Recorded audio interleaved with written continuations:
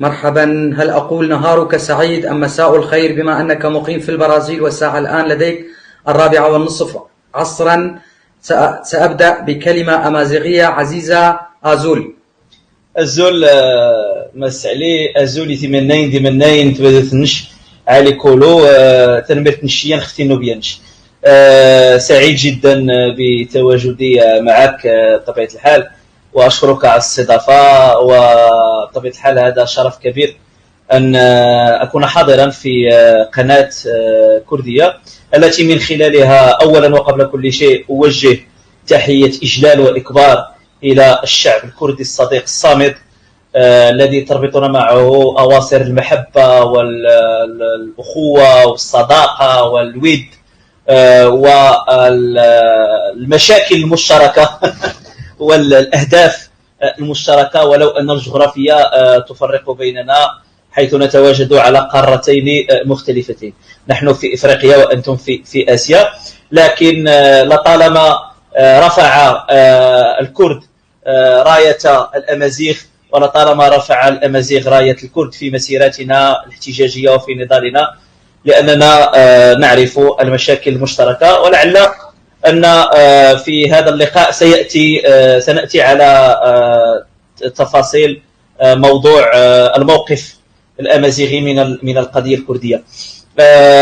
تنمرت نشيان أو سباس كما تقولون باللغة الكردية الجميلة، وشكرا مرة أخرى على الاستضافة.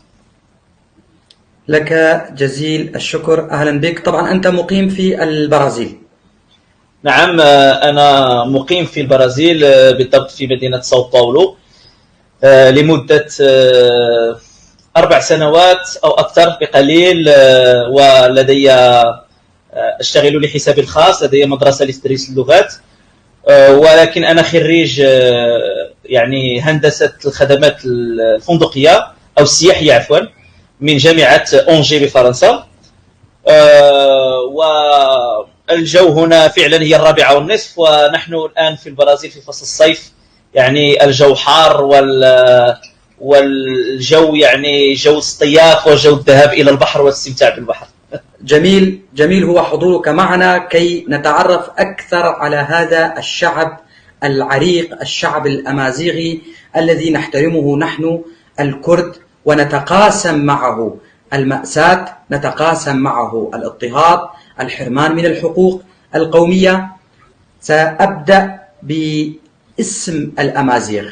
الأمازيغ والبربر كلاهما اسم لشعب واحد، فهل لك أن تحدثنا بشكل مختصر ومفيد عن تاريخ هذا الشعب؟ أولا أبدأ بالتسمية. التسمية الحقيقية والوحيدة لشعبنا هي الأمازيغ. أما كلمة بربر فهي كلمة قدحية كان يطلقها الرومان على كل حضارات غير الرومانية، وهي بربر تأتي من بربروس أي غير متمدن أو غير متحضر. فبالنسبة للرومان كل من هو غير روماني فهو بربري، فالويندال بربر والفيكينج بربر والعرب بربر، وكل من هو لا ينتمي إلى روما باعتبارها آنذاك مركز الحضارة يعتبرونهم بربر.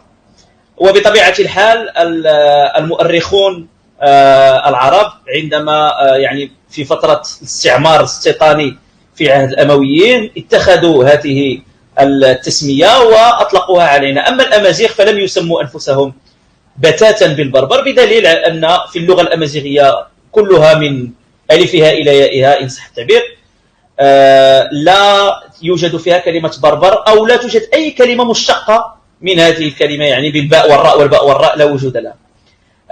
الأمازيغ من هم بطبيعة الحال هم السكان الأصليون، أول من وضع قدمه في منطقة شمال إفريقيا.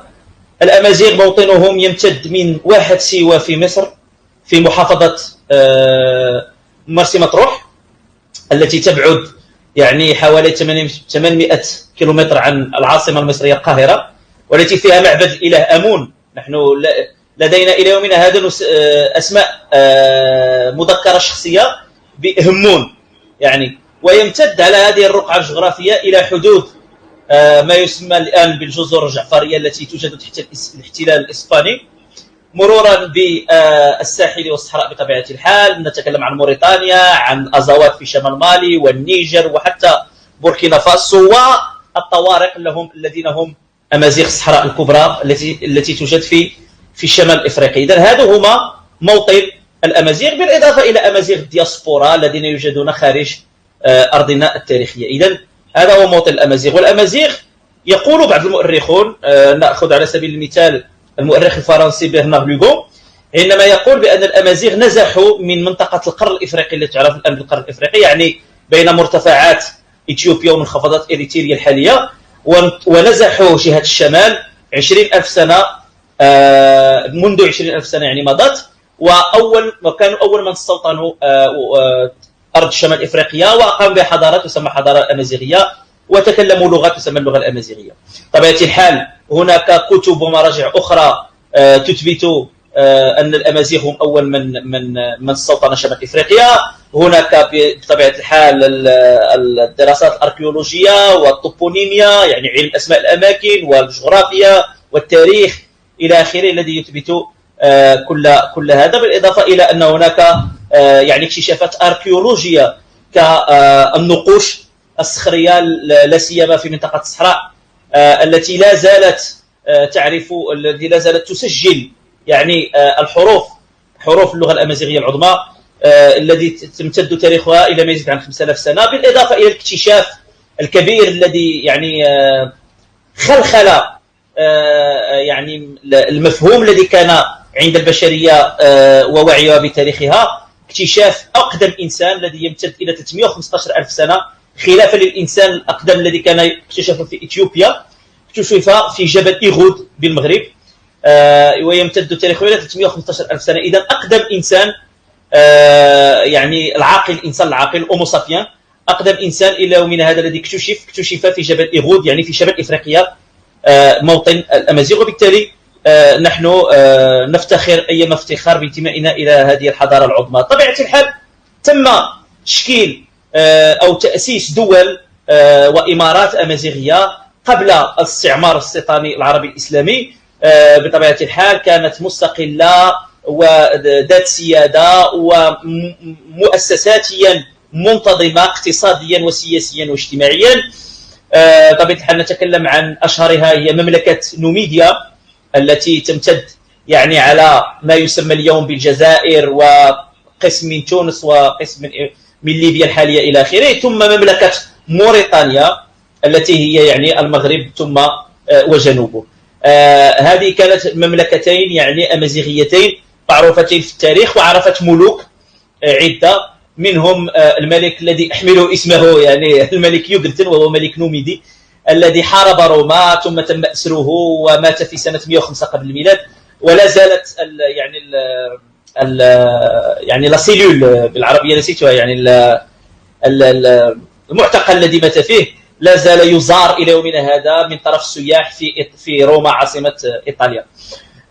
بطبيعة الحال هذه المماليك احتلت من طرف الرومان، وكانت هناك موجات من التلاقح بين الثقافات والحضارات، لكن طبعا بقيت الأمازيغية دائما هي الحاضنة والمذوبة لهذه الثقافات الوافدة، التي كان الأمازيغ دائما يعتبرونها عنوان غنى وعنوان ثراء، لكن دون أن يعني يسمحوا بطمس هويتهم ولغتهم.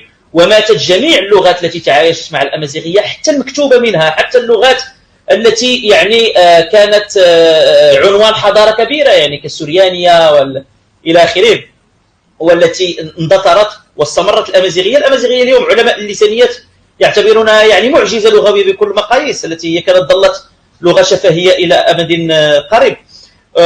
ثم بطبيعة الحال جاء الاستعمار الاستيطاني العربي الإسلامي في عهد الأمويين، أو ما يسمونه التيارات الإسلامية الحالمة بعودة الخلافة بالفتح الإسلامي. ثم بعد هذا الاستعمار قام يعني المحارب الكبير ميسر البدغري الأمازيغي بتجيش الجيوش، ودخل في حروب مع الأمويين، ثم هزمنا العرب، وتم فصل المشرق عن المغرب، ثم على يد خالد الزناتي لترصيد مكتسبات هذه الحرب التي انتصرنا فيها وانفصلنا عن الشرق وعن العرب. وثم تأسست بعد ذلك بطبيعة الحال ممالك أمازيغية وحروب معروفة، يعني حتى الأصدقاء في الشرق لابد أنهم يسمعوا بمثلا أكسيل، أو كما يسمونه العرب بكسيلة، وأكسيل في الأمازيغية تعني النمر، يعني يسمونه بكسيلة البربري، وهو أكسيل الأمير الأمازيغي الذي قتل دعنا نقول أول داعش إرهابي في منطقة شمال إفريقيا، وهو عقبة بن نافع، الذي أذل الأمازيغ وقطع أذانهم، وقال له، ويقول المؤرخ: حتى تضع إصبعك على أذنيك فلا تتجرع على أسيادك العرب، إلى آخره. ثم هناك بطبيعة الحال تأسست ممالك وإمارات بعد ذلك، عندما أصبح الأمازيغ مسلمون، كإمارة نكور وسجل ماسا وبرغواطة في الوسط، وإمارات كثيرة. ثم إمارة الأدارسة التي هي إمارة صغيرة، ولكن التاريخ الرسمي المغربي بطبيعة الحال يربط تاريخ الوطن بكامله بتاريخ هذه الإمارة الصغيرة، لأن النظام الملكي في المغرب ينحدر من نفس الأسرة، فبدأوا التاريخ من الأدارسة، في حين أن إمارة صغيرة امتدت ل 28 سنة فقط. يمكن أن نتعرض بعد ذلك للحديث على التزوير الكثير للتاريخ حتى يعطوا لأنفسهم شرعية، التجارات العروبية والتجارات الإسلامية أقصد. هذا هو تاريخ الأمازيغ، تاريخ نضالي، تاريخ مقاومة، تاريخ نسميه نحن بالأمازيغية تقرولة، وهو كلمة تجمع مجموعة من المعاني، الصمود والثورة والجهاد، جهاد بمفهومه الشريف وليس بمفهومه الديني، بمفهوم التضحية من أجل الأرض ومن أجل التربة ومن أجل الوطن. ثم نحن شعب لا نقبل الهوى، لا نقبل الذل. ثم بطبيعة الحال استمر الحال بعد ذلك، وتعاقبت الدول والإمبراطوريات كالموحدين مثلا والمرابطين إلى آخره، إلى أن وصلنا مثلا إذا كنا نتكلم في المغرب في بلدي، وصلنا إلى الدولة العلوية، 4 قرون مضت. ثم جاء الدولة العلوية، ثم تأسست، نزحوا من سجل ماسا، يدعون بطبيعة الحال القصة لا فيرسيون اوفيسيال، او السردية الرسمية تقول بأنه هم من أصل من نسب ينحدرون من نسب النبي الإسلام محمد، لكنهم نزحوا من قبائل سجل ماسا، من قبائل الصحراوية، من الصحراء الأمازيغية، ثم أسسوا دولة. وبعد ذلك جاء الاستعمار الفرنسي وحاربه الأمازيغ حتى طرده بطبيعة الحال بقوة السلاح. ثم أخذنا الاستقلال، ولو أنني أفضل أن أضع كلمة الاستقلال بالنسبة لوطني بين قوسين، لأنه لا زلنا لم نصل إلى الديمقراطية الحقيقية والسيادة الشعبية، لا نعيش بحبوحة الديمقراطية كما تعيشها مثلا الدول الأوروبية أو الأمريكية إلى آخره، ولكن على الأقل الاستقلال الرسمي من الاحتلال، دعنا نقول العسكري المباشر الفرنسي سنة 1956. وبعد ذلك استرجعنا الأقاليم الصحراوية الأمازيغية المغربية سنة 75، وبعد ذلك سنة 79. ولا زلنا اليوم الأمازيغ منذ 1956، أي منذ هيمنة السلطة المركزية على القبائل الأمازيغية التي كانت تسير حياتها بشكل أمازيغي 100%، من لغة وثقافة وأعراف وقوانين وضعية تكتب على الألواح إلى آخره، إلى تم ربطنا قسرا بالنظام المركزي الذي دمر وهمش واحتقر الهوية الأمازيغية واللغة الأمازيغية، وتم إدخال المغرب قسرا بعد طلبين للالتحاق بالنقابة الفاشلة المسمى بالجماعة العربية، حتى أصبحنا دولة تسمى رسميا بدولة عربية، والشعب الذي هو شعب أمازيغي أصبح يسمى بالشعب العربي. وتم طحن تدمير الأمازيغية في الإعلام وفي المدرسة وفي الشارع وفي المجتمع المدني وفي الأحزاب السياسية وفي النقابات، كل هذه القنوات تصريف المعلومة التي تحتكرها الدولة وهي تحت وطأة الدولة، أو ما نسميه نحن في المغرب بالمخزن، الذي هو تيار عروبي يعتمد على القومية العربية ويعتمد على الشرعية الدينية، مع الأسف الذي دمر الأمازيغية. ونحن منذ 50 القرن الماضي بطبيعة الحال نناضل حققنا بعض المكتسبات يمكن أن نأتي إلى ذكرها خلال النقاش، ولا زالت الطريق طويلة. نقول نحن بالأمازيغية في مسيرات احتجاجية في الشوارع، شعارنا أسوري فسوري فبريدي سوري غزيف، أي بالعربية خطوة خطوة، ولكن الطريق لا زال طويلا. ونحن ما يميز النضال الأمازيغي الحالي، يعني إذا كنا نتكلم عن اليوم، ما يميز النضال الأمازيغي بطبيعة الحال هو النفس الطويل. من عول ومن يعول ومن سيعول على أن الأمازيغ في يوم من الأيام سيتعبون من هذا النضال، وسيسمحون بهيمنة التيارات العربية والتيارات الإسلامية، فهو كالذي يقامر على الحصان الخاسر. نحن لدينا النفس الطويل، نحن مستعدون للموت من أجل قضيتنا الأمازيغية، وسنناضل إلى الوصول إلى جميع الأهداف المرجوة بإذن الله. سوف تصلون. أريد أن أسألك، هل لباسك هذا أو ثيابك هذا لباس أمازيغية؟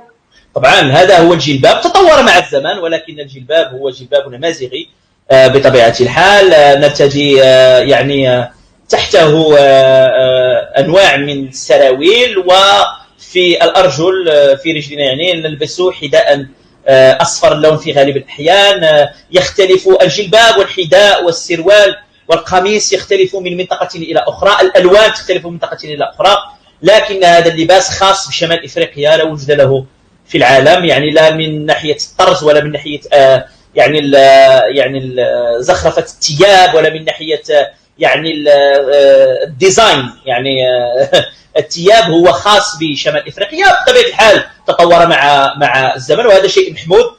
وهناك الآن تنظم في المغرب يعني دي ديفيلي دو مود، يعني بالعربية نسيتها، يعني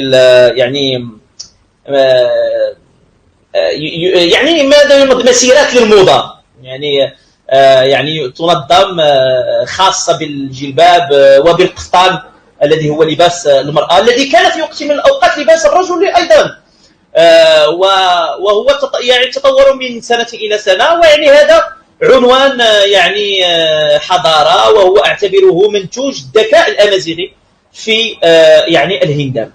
جعلتني أذهب إلى اسم أو معنى الأمازيغ عندما تكلمت عن الصبر، النضال لمئات وآلاف السنين. إذن هل بالفعل كلمة أو اسم أمازيغ تعني الرجل الحر؟ كلمة أمازيغ في الحقيقة هي كلمة مركبة من مازيغ ومن الحرف أ الذي يسبق مازيغ. أ بالنسبة في اللغة الأمازيغية هي حرف كياء النسبة. في اللغة العربية مثلا نقول أمازيغ. إذا أردت أن أتكلم بالأمازيغية وأقول فلان مثلا كردي، أقول أكردي، يعني نسبة إلى الكرد. وأمازيغ يعني هي تعني الرجل الحر أو الإنسان الحر بشكل عام، وهي أيضا تعني غير المزور. مثلا عندما نقول ورغ أمازيغ يعني الذهب الحقيقي غير المزور. أو مثلا عندما نتكلم في النباتات يعني نقول مثلا هذه النبتة أمازيغية يعني حرة غير مزورة حقيقية. إذن هي لديها المعنيين معا إذا صح التعبير. ونعم إذن أمازيغ عندما تطلق على الإنسان يعني الرجل الحر، الرجل النبيل. وبطبيعة الحال أمازيغ اللغة أيضا أوال أمازيغ يعني الكلام